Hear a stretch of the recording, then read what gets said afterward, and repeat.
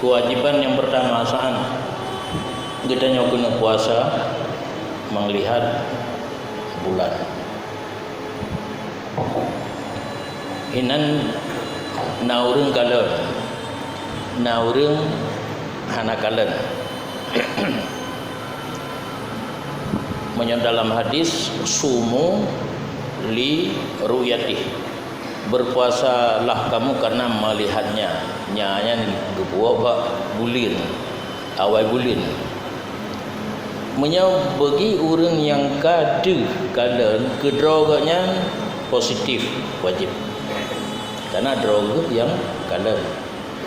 Gedanya lain yang hana kalen. Watai gepegah le orang nakalan jatuh lam ade dik benar gaknya. Tasdek. Lam ade kitanya betul yang gak yang pegah kadu bulan wajib berpuasa. Kemudian lagi nanggro katanya gepegah pengumuman le pemerintah watai luna urang saksi nyo menyo urang yang bersatu matale dengan tempat di kalan bulan yang otomatis wajib berpuasa.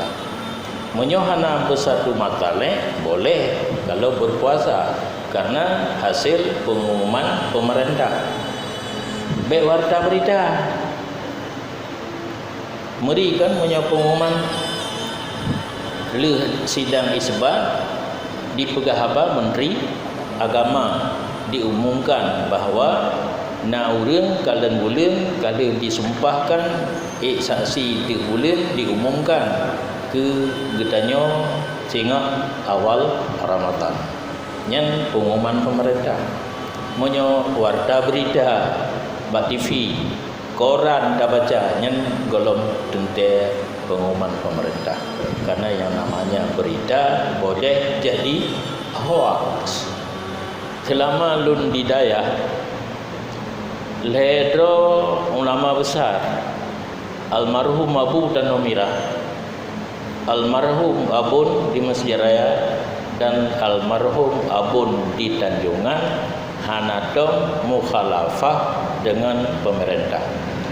Dan atanya ngeputreun bak kamu anu pengumuman pemerintah sehingga awal Ramadan puasa, pengumuman pemerintah sehingga awal Syawal berhari raya. Idronya terserah. Nah gure lain yang orang minggu kada bulan timbul yakin lamati ikut hana jadi masalah.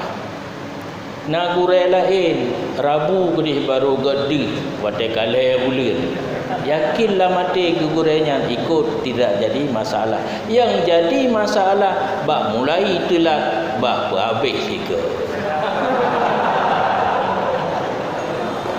Yang baik karu ketetapan lang kita kana so yang kalian yakin tanya puasa pemerintah pegak pengumuman yakin kita puasa hana masalah hana yakin menurut pegangan rau lah ada orang ke wiwi anak jaro yang bak lu lain bak timunya lain nah ilmu ciknya kamu jangan agaknya biasa awal punya orang lagi yang penting baik karu asaina puasa dalam bulan Ramadan awal curo delat curo hana masalah. Yang penting baik kurang daripada 20 kurang. Karena Nabi selama udip si kurang ke padu kedua lu puasa Ramadan. 3 ina truk lain mandum 20 dikurang. Jadi baik karu untuk baik na istilah kurang hansip surah pajuh bulan kun